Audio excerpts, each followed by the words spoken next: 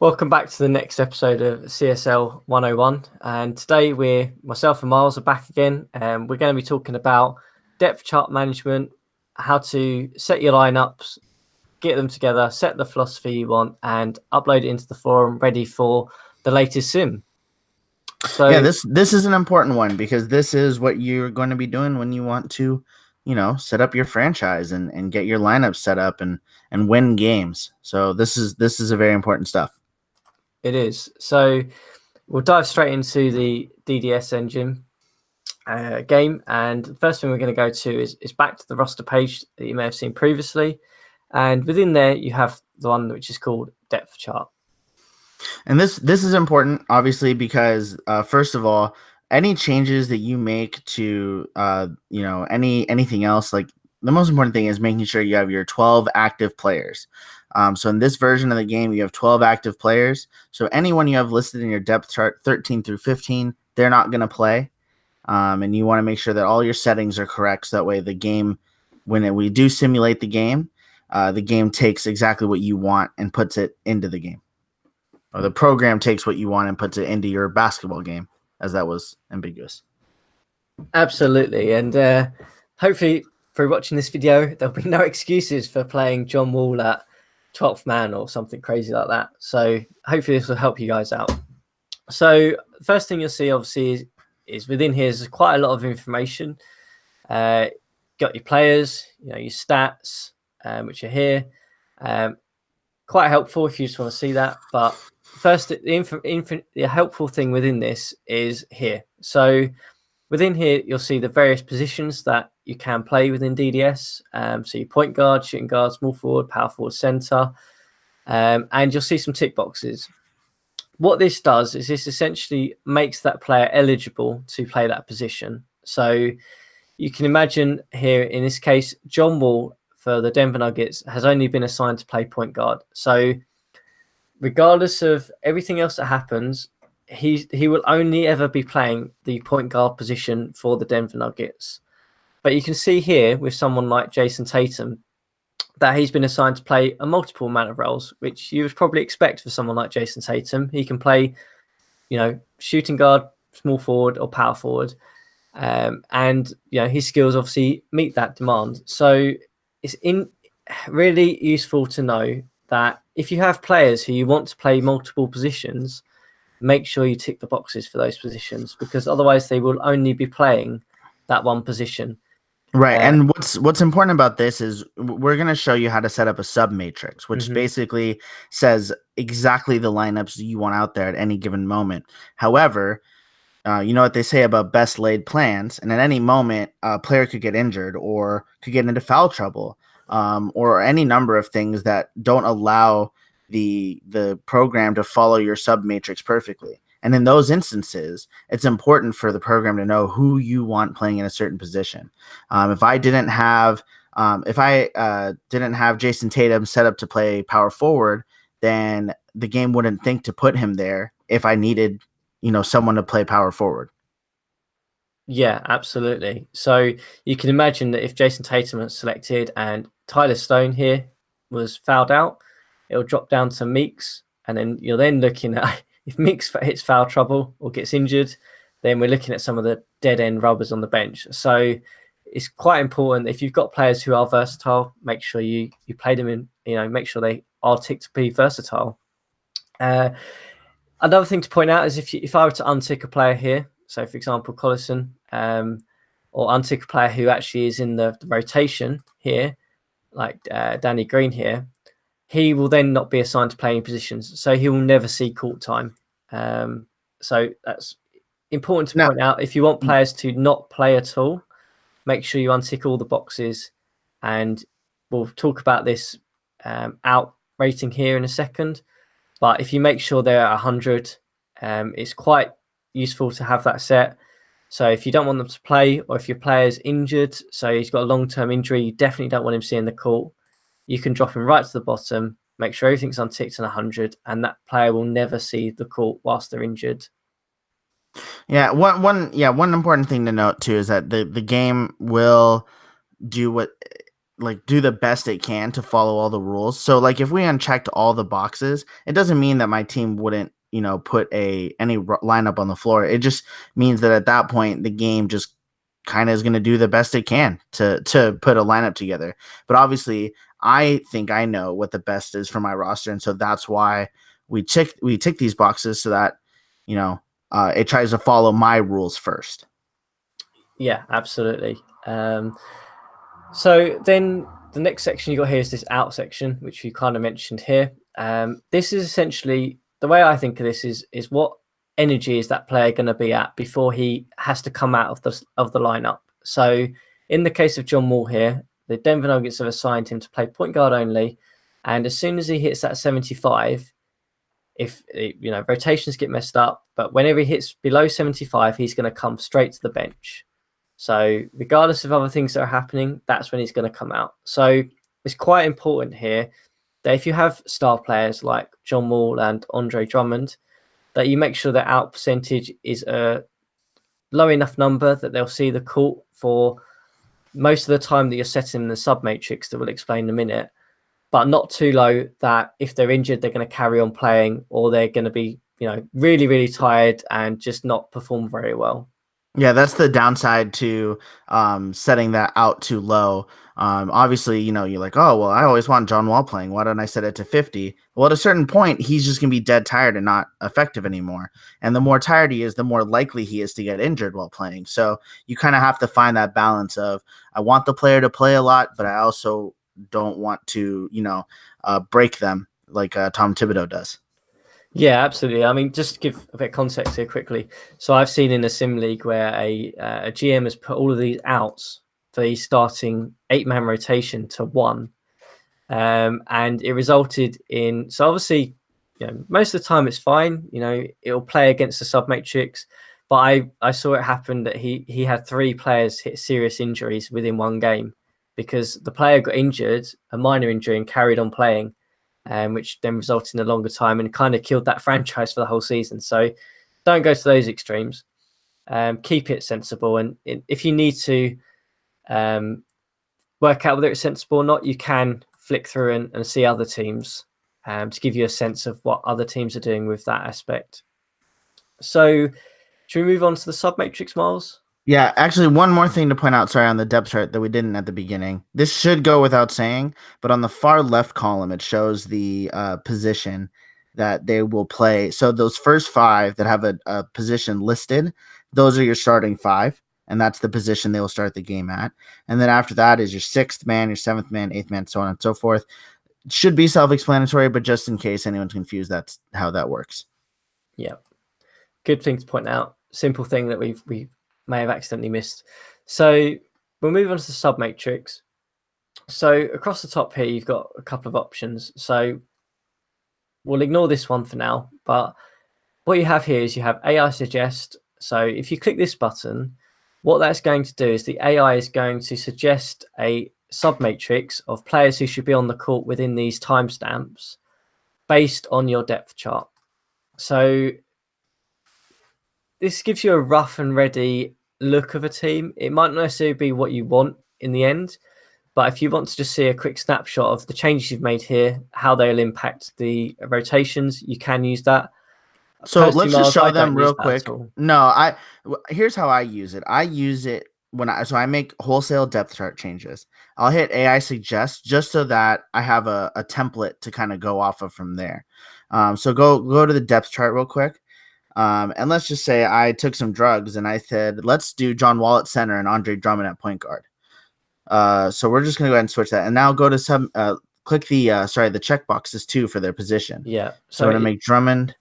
It's just worth pointing out here, just again stating the obvious, but to change a player, you click on him and then you click on the other one and it swaps. So you can do this kind of crazy things. But obviously it's easy just to swap position for position. Oh, don't know why it's done that. It does get a bit temperamental. So just to point that out. And you obviously, again, as Miles said, that if you are making crazy changes like this, make sure you change the positions to reflect, otherwise they won't play there. Right. And so even though the game doesn't think Andre Drummond's a point guard and John Wall is a center, because I told the game that's what I want to happen, when we go to submatrix and we click AI suggest, it's going to follow my rules. And so now Andre Drummond is my starting point guard and John Wall is my starting center. This is not a smart decision, but that's okay. Yeah. So, yeah, helpful button if you're making wholesale changes. I don't tend to use that too much. The next one you have is a set lock button. Let's see if this actually works. But so what that'll do is it'll lock this down, so it won't make any changes. You can then restore it. Again, Miles, I don't tend to use those buttons at all. I don't think this one feeds through. I think this is a better single player button. Okay. I don't think it feeds through into the multiplayer. Does the set minute one work? Yes, the set minute one works. So the only thing with the set minute one is because the game, when you put it in, the game isn't always going to be able to follow it properly, and so sometimes you'll end up with empty slots. And basically, after you do a set minute, you just have to go in and change it all yourself. So this is actually another way you can do a template. Set the starting lineup, set them all to 40, and just leave the rest as 0. Now hit generate matrix. And as you'll see, it'll give you a basic structure of you said you want all the players to have 40 minutes, but we didn't fill out the submatrix with 48 minutes per position. And so now there's empty spots. Mm-hmm. And to add spots or to change players within the submatrix, you'll see there's a drop down here. And this will list every player you have within your roster. And you can simply click and then fill in positions. So you'll see here I can move Stone across all of the rotation here because there's no one there. You'll see if I click into one where Stone is selected, so say I want him to play small forward for some reason, you'll see it'll just swap him with Tatum. So whoever's in that position, it'll swap. But if he's not on the rotation, I don't think we'll have one for Stone, but if, say, for example, Aldridge is not in the rotation, I select him in instead of Stone, he'll just directly replace him. Yeah, so this is how you set up your submatrix. This is what the game mostly goes off of more than anything else. Mm-hmm. So when you submit a lineup, make sure you do your submatrix, because if you just do your depth chart and forget to set up your submatrix, the changes really won't take place, because this is what the game goes off of when it's playing your actual basketball game. Yeah. So let's just quickly change this back so it looks fairly reasonable. So we don't have Drummond playing point guard. So we'll do the AI suggest again. So it'll load up a rotation for us. And what you can do is in the drop downs here, you can go to each quarter. So as Miles said, you can kind of flick through in your sort of own leisure for your team, work out what your rotations are, when you want players to come off, go on, when you want them rested. So what's really nice about having this option of a submatrix is, so for example, the Denver Nuggets have 3 top players in John Wall, Tatum, and Drummond. And Miles is able to, with the submatrix, ensure that probably through a bit of clicking and a bit of fiddling here, that 2 of them are always on the court at any one time, which is really essential if you think about it in a 5-man team. If you can keep 2 of your stars on the court at any one time, but keep rotating them so they stay healthy and rested, so when you get to the 4th quarter, they're ready to go. It's essential. Yeah, there's all kinds of things that you can do within the submatrix that the game would never think to do. Mm-hmm. For example, if you have a really good isolation scorer, he doesn't need anyone else, he's a one-man offense, you can set it up so that you have him on the court with your 4 best defensive players. So that way he can be the one-man offense and the rest of the players can play defense around him. If you have 2 great centers, you can have a little bit of them playing next to each other while also making sure that they fulfill all the minutes at center as opposed to just one or the other. Or same thing with 2 great of any position. My second best playmaker is James Young, who's a wing. So this way I can make sure that James Young both plays with John Wall and is also always on the court when John Wall's on the bench. So that way I always have a good playmaker on the court. And if you look closely at the AI suggestion, it doesn't always, take those kinds of things into account. It's just trying to, just kind of fulfill your parameters as quickly as it can. Yeah, absolutely. And then the final thing is if we go to this drop down, you'll see there's one that says special. So what this does, it gives you two special lineups, which are really important, to be honest with you. So you have your overtime. So that's self-explanatory. If you get to the fourth quarter, the game's tied. This is your lineup that's going to go into the overtime. So you probably want that to be your best lineup that you have to make sure you get that win. The other one is the blowout, which is, again, helpful but pro for the other reasons. So if your team is winning comfortably and it's an easy game. Or losing comfortably. Then this will put out like a garbage minutes lineup. So you can see here, this is probably Denver's worst starting five in its rotation. And they'll go out and they'll play. So useful things to know. As Miles pointed out, there's a whole host of things you can do here. And again, you can look at other teams to get a sense of what sort of things people are doing. How they're using similar players that you might have to give you a sense and flavor of that.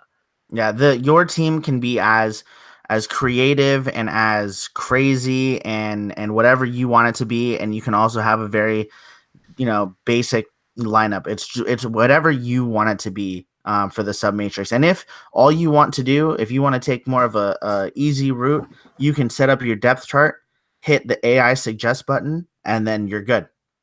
That's all you need to do. But you can do stuff beyond that to try and improve your team in the way you want to see it. Yeah, and I think we both agree that these are two really fundamental things that will help shape your team how you want it to look. And the third thing to help that is, if we go back to the home screen, is this philosophy button. So if we click in here, what this essentially does is it gives your team a style of play for how you want them to perform on the court. So you can imagine that in the world of basketball, there's a whole host of ways you can play. Perhaps not in the NBA anymore with everyone shooting threes, but in DDS you can, play different styles and different ways depending on what your strengths and weaknesses are.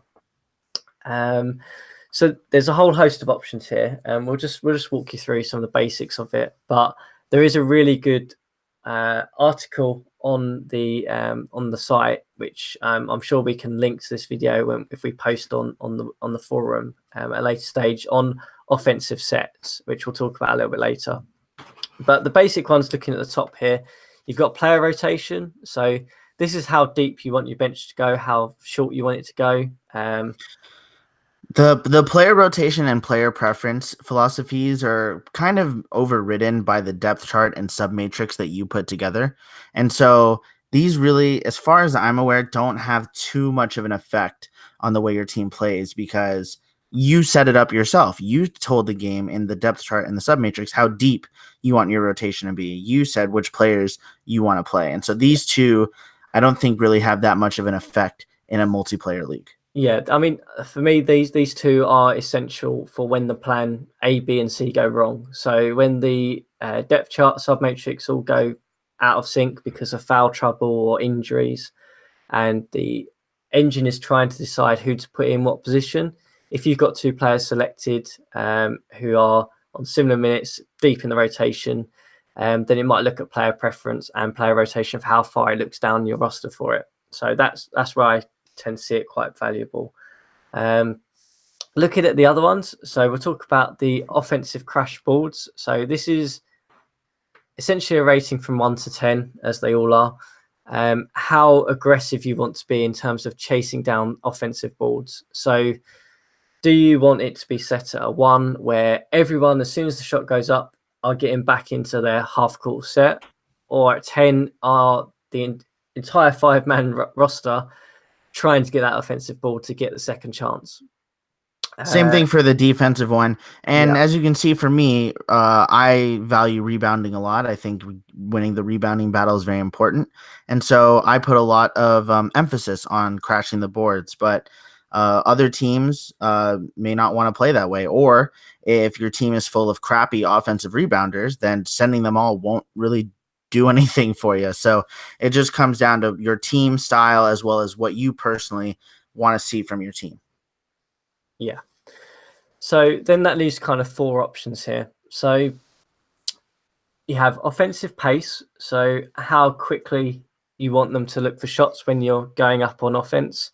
So if you set this at a 1, the shot clock will wind down a lot more. The players will get more touches, and they'll try and set a more structured offense. If you set it at 10, then essentially they're going to go up the court and shoot the first open shot that they have, which means that you'll see more shot attempts essentially.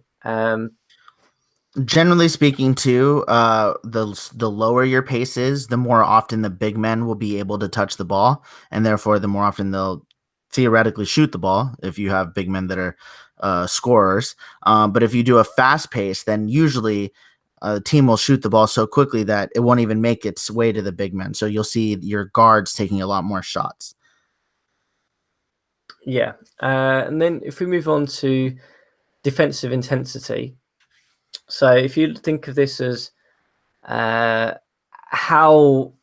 much pressure defense you want to apply in just a normal setting. So not thinking about full court defense, which there is a button for, or zone and man to man. Just thinking about how much they're going to try and be aggressive and try and get steals, try and get turnovers. So if you set this at a 1, a team's going to sit back essentially and not look to pick up, not look to get too aggressive and pick up needless fouls. But at the same time, they're not going to be as tight on their man in terms of forcing turnovers. So you'll see that in terms of 10, you'll see that they'll be more aggressive, they'll force more turnovers, but you'll get more fouls, but they'll become tired more often.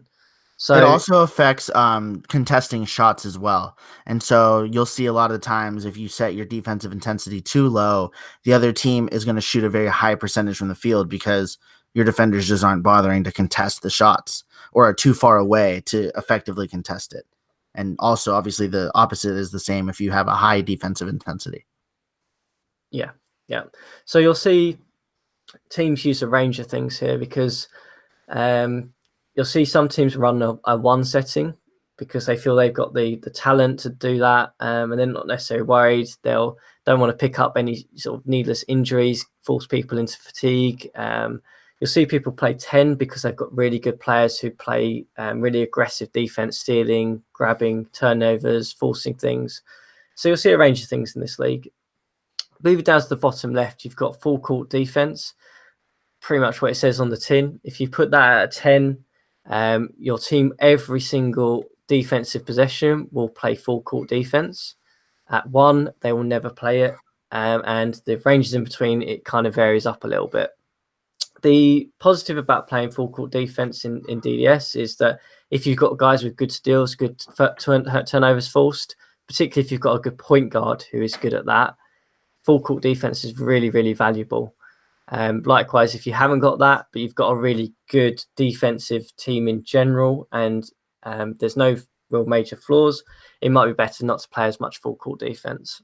Yeah, or if your point guard sucks at defense, yeah, if he's just going to get driven past. All that's going to happen is the other team's going to drive right past him, and he's going to be left in the dust, and you're screwed. So that's why I don't run full court defense. I do have one good guard defender, but not enough that I feel confident that my team would do anything with a good full court defense. Yeah, and then the final one here is zone defense. So there's only one type of zone defense that's used in this DDS engine, which is the 2-3 zone.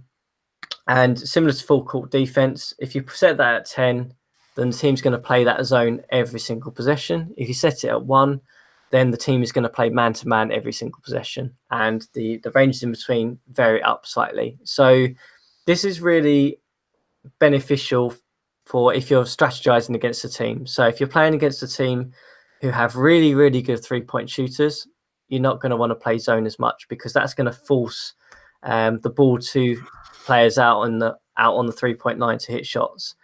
If you're playing a team that's really terrible at 3-point shooting, you might want to scale that right the way back and play full man-to-man because no,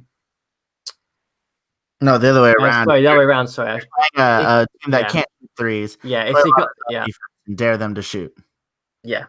Yeah, so apologies. Yeah, the other way around. So to reiterate, so to clarify, if you are playing against a team that are really good at 3-point shooting, you're playing more man-to-man because you want to be tighter on them. If you're playing a team that's terrible at 3-point shooting, you'd necessarily want to play more zone because you want to force the ball out to those 3-point shooters because they're going to hit bricks all the time. Yeah, the other thing too is it's not just necessarily about strategizing, but also your own team. If you don't have great defenders, it can help to run zone defense because when you're in a zone, you're not going to commit fouls. You have people at the rim all the time, so even though it'll be easier for them to drive past the first line of defense in a zone, you're going to make sure that you always have a big man there ready to protect the rim. So zone defense in general has its pluses, but it also means you're not going to be committing any forcing any turnovers. You're not going to be getting any steals. You're going to give teams easier opportunities to shoot the ball. So it's, while obviously it's important for game planning against an opponent, it also can be important based on the makeup of your own team's defense. Yeah, absolutely. So that gives you a sense of some of these philosophies. Now, one important thing to know, those four together, pace, full court defense, defensive intensity, and zone defense. What we found in in this engine is that long story short, if you put all of those at very high numbers, there's really no downside. It makes it really easy to just win games with no drawbacks. So the maximum you can allocate to those four categories is 20. You cannot allocate more than 20 points to those four categories. However you want to do it is fine, but you cannot go above 20 points within those four categories. The other ones, it doesn't matter. You can do whatever you want, but those four specifically, pace, full court defense, defensive intensity, and zone defense, no more than 20 points. We do this to make sure the game is fair and teams can't just cheaply get wins from a philosophy standpoint. Yeah, good for pointing that out. So the final thing is this offensive set. So as I mentioned, there is a really good article on the forum, which we reiterate every now and then to give you a breakdown of what these various things mean. So Miles, I think I might need your help with this in terms of some of these, but if I start with the ones I know, and perhaps you could fill in the ones I don't necessarily look at. So standard offense, is essentially what it says on the tin. It's standard. So what will happen there in DDS is the players you have, they'll all go and stand in the positions of where you typically would expect that player to play. So your center will go and stand, under the basket. Your wing players will go and stand on the wing. Your point guard will stand at the top of the sort of the key 3-point line, and they'll run a basic offense through there. So the strategy will be essentially, depending on your pace and other things you've set with your philosophies, it'll be to try and just get the ball to whoever to make a good shot. Yeah, you're basically letting your team play what they think is going to be the best way of playing. You're not really telling them anything specifically on where to stand, where to be, what to look for. Again, obviously things like pace make a difference, right? But other than that, and each player has their own preference on where they can shoot the ball, and you can find that on the player card. But with standard offense, you're just letting them be themselves more or less. Yeah, exactly what you said there. So moving on to single post. This is where I might need some of your help with this because I don't use a lot of these. I can tell you about all of them because I used to do a lot of playing around with these strategies and playing with this game for like 6 years. You kind of start to memorize them all. So single post, it puts your center in the post and everyone else outside the 3-point line. Kind of reminiscent of like those Dwight Howard Orlando Magic teams where all the other players are going to be shooting threes. So if you have single post, you better hope your power forward can shoot threes because he will shoot them. This will absolutely inflate the touches for your center. But generally, we found that single post is detrimental to a team's offense on the whole for the most part. But it's really good for your center. Single post is definitely not one of the offenses that most people recommend running. But if you have a really good center and a really crappy everyone else, maybe it'll work better for you. Double post is exactly what it sounds like. It's really going to force that power forward to play in the post. And so it's kind of like standard, but it makes sure that both your big men play close to the basket. I've heard, I don't run this one a lot. I've heard bad things from people who have tried it. But if you've got two great down low big men using double post, make sure that they stay there. High post puts that power forward at around the free throw line. I've used this one to success. This one's really good when you have a big man who's a great mid-range shooter and a great passer, because they look to get the ball to him at around the free throw line, and he can kind of pick apart the defense from there. So all of these the post offenses don't change what your wings do or your guards do. It just changes. It changes really where your power forward plays.